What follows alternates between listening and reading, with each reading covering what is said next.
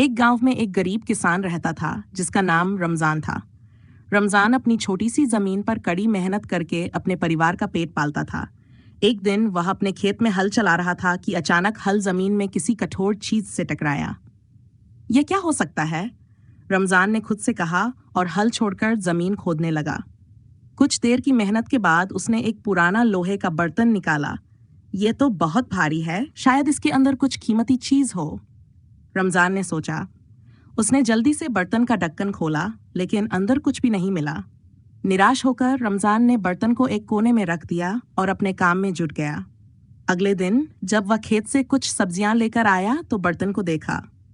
उसने सोचा कि सब्जियों को इसमें रखकर बाजार ले जाना आसान होगा।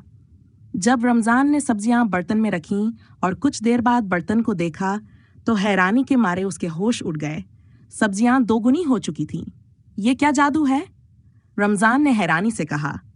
रमजान ने प्रयोग के लिए अपने पास मौजूद कुछ सिक्के बर्तन में डाल दिए। थोड़ी देर बाद उसने देखा कि सिक्के भी दोगुने हो गए हैं। अब रमजान को यकीन हो गया कि यह बर्तन जादुई है, लेकिन उसके मन में लालचन ही आया। वह अपनी जरूरत से ज्यादा दावा के गरीबों को देता और उनकी मदद करता था। एक दिन गांव के एक लालची व्यापारी ने रमजान को वह अमीर देखकर उसका राज जानने की कोशिश की। उसने रमजान के घर पर नजर रखी और आखिरकार जादुई बर्तन के बारे में पता लगा लिया। व्यापारी ने बर्तन चुराने की योजना बनाई। रात के अंधेरे में वह रमजान के घर में घुसा और बर्तन लेकर भाग गया। लालचकारी ने घर पहुंचकर तुरंत बर्तन में अपनी सारी दौलत डाल दी, लेकिन अगले दिन जब उसने बर्तन देखा तो उन सिर्फ दौलत गायब थी, बल्कि बर्तन भी टूट चुका था। व्यापारी ने अपना सिर पकड़ लिया और कहा, यह क्या हो गया? शायद मैंने लालच में आकर कुछ गलत किया। इधर रमजान को जब बर्तन चोरी होने का पता चला तो वह उदास जरूर हुआ, लेकिन उसने धैर्य नहीं खोया।